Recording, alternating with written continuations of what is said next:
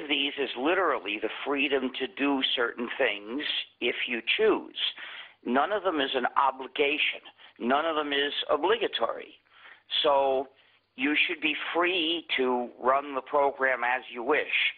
But if you're a masochist and you choose to run the program the way you don't wish, that's allowed too.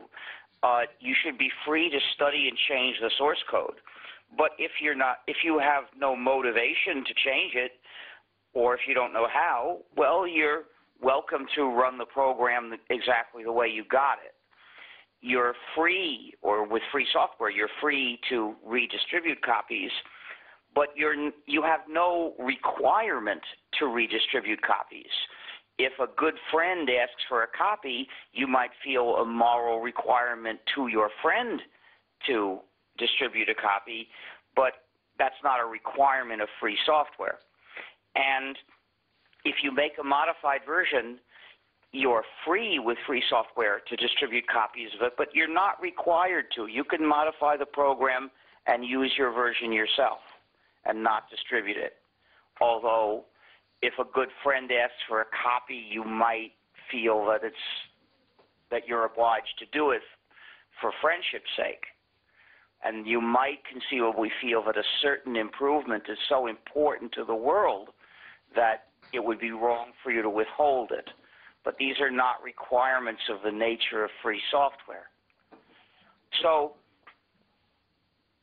the idea of the free software movement is to end the unjust power that developers of proprietary software have over their users. It's a movement for freedom for all software users.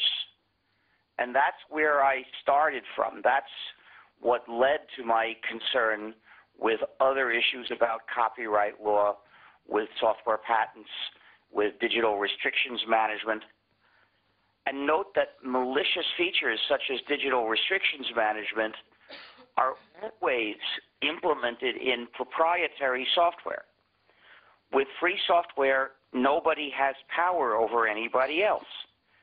So nobody is in a position to impose any particular limits of software on anybody else.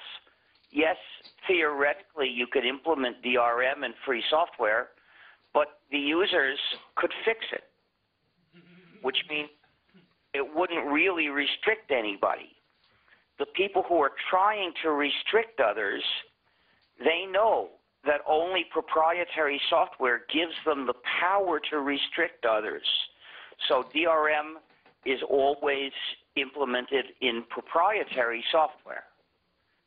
Okay. And this is just a consequence of the fact that if you're trying to do evil to other people, you've got to have power to do it. In a free society, it's hard for anybody to do this kind of evil.